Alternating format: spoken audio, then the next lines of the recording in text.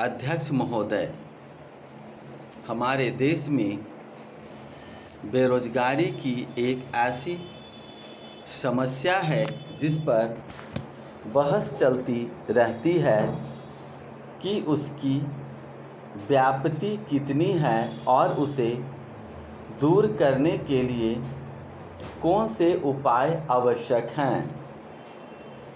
Professor साहब ने आपको कुछ सीमा तक बताया है कि इसके बारे में क्या किया गया है, लेकिन हाल में कुछ अर्थशास्त्रियों और सांख्यिकी विशेषज्ञों ने जिन्हें उपलब्ध और प्रयुक्त आंकड़ों की जांच करने के लिए कहा गया था, कुछ परेशानी पैदा करने वाली बात बताई कि वर्तमान आंकड़े अपर्याप्त और अवैज्ञानिक है।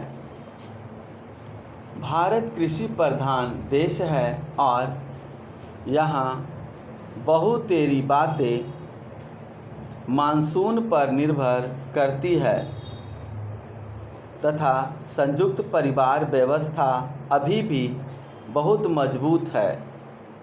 यहाँ बेरोजगारी और आंशिक रोजगार के बीच वैसा अंतर स्पष्ट करना बहुत मुश्किल है जैसा कि औद्योगिक समाजों में होता है।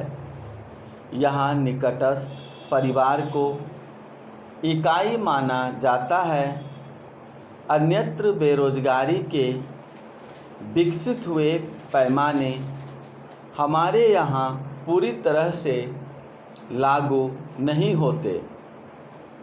इसलिए एक समुचित रोजगार नीति बनाने के लिए हमें अधिक विश्वस्त आंकड़ों की आवश्यकता है। भारत के विकास के 5 दशकों के दौरान स्वयं विकास ने नई समस्याओं को जन्म दिया है। जो नई वित्त और उत्पादक क्षमता हमें मिली है, उसका वितरण विभिन्न क्षेत्रों और समाज के विभिन्न वर्गों में समुचित रूप से हम नहीं कर पाए हैं। यहाँ तक कि गरीबी की सीमा रेखा पर रहने वालों वर्गों को भी इतना लाभ नहीं मिला है जितना बेहतर हालात वालों को मिला है। अतः उक्त विकास प्रक्रिया के साथ साथ असमानता भी बढ़ती प्रतीत होती है। यह असमानता हमारी राजनीति का सबसे प्रमुख तत्व है।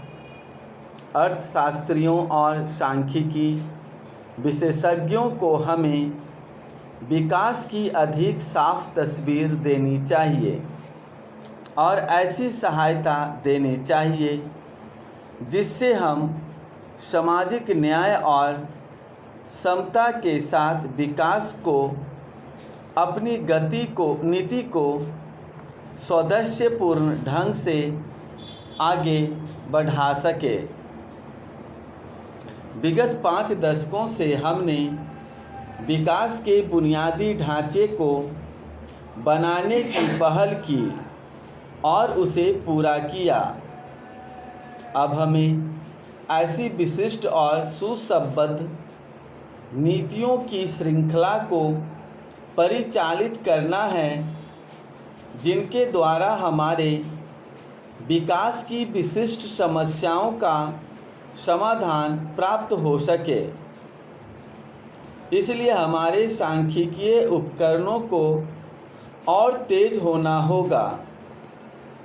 इसके साथ ही हम अपने सांख्यिकी विशेषज्ञों से आशा करते हैं कि वे आम जनता को यह समझाने में सहायक होंगे कि उसे अपनी समस्याओं अपने ही संदर्भों में हल करनी है। प्रायः अनुसंधान केंद्र संलग्न देखे जाते हैं।